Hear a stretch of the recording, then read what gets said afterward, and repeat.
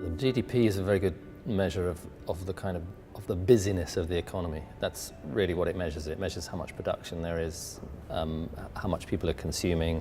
It measures that kind of activity, that kind of economic activity. But the business case is actually very long. This is a very poor measure of well-being. And there are masses of things that it doesn't take into account. It doesn't take into account the unpaid bits of our economy where people care for each other, nourish things, and create a better society. It doesn't take into account the bad things that happen along the way of all this production, the pollution, the climate change, the decimation of forests, the loss of biodiversity, all of these things left out of the account of the GDP. You know, in the last years, probably in the last decade, there's been a sort of increasing realization that the GDP is not a very good measure. And the Sarkozy, the Stiglitz-Sen Commission that President Sarkozy put together, the German Enquete Commission, the one thing that they could agree on absolutely fundamentally was, let's do some different measurement.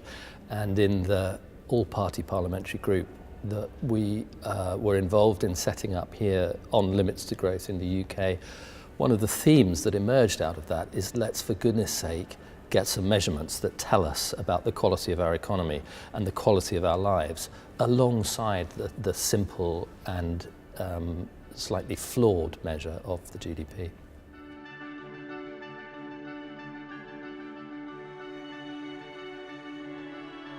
I tend to sort of summarize, you know, what we should be doing in terms of three things. One is that we should be establishing the limits, the physical, ecological limits under which we live, because, you know, it's a little bit like you're a business and you don't know what's happening to your supply chain tomorrow, or you're a household and you don't know where you're going to get your provisions from for tomorrow's evening meal.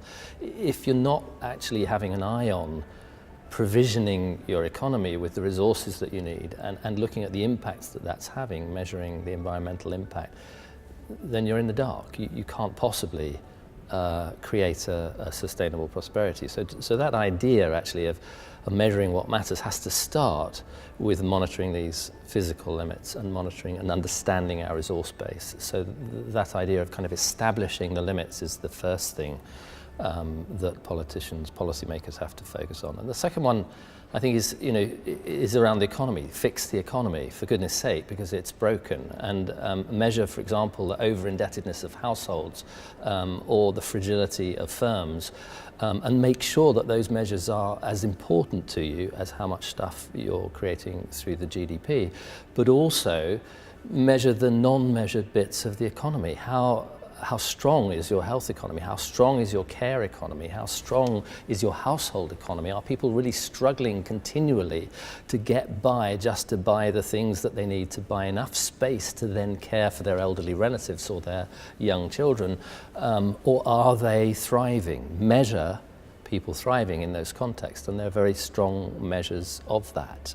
Some of them psychological measures, some of them social measures, some of them simply measures of how much access people have to the capabilities that give them a good quality of life. And then I suppose that, you know, the final strand, so establish the limits, fix the economy, change the social logic. We have a social logic that says to us, the more you have, the better off you are. The more stuff you've got, the more prosperous you are. And that's an easily measurable logic. If you believe in it, you just measure how much stuff people can consume and say, well, they've got all that stuff, they must be happy. They wouldn't have bought it if they weren't going to be happy, and therefore that's progress.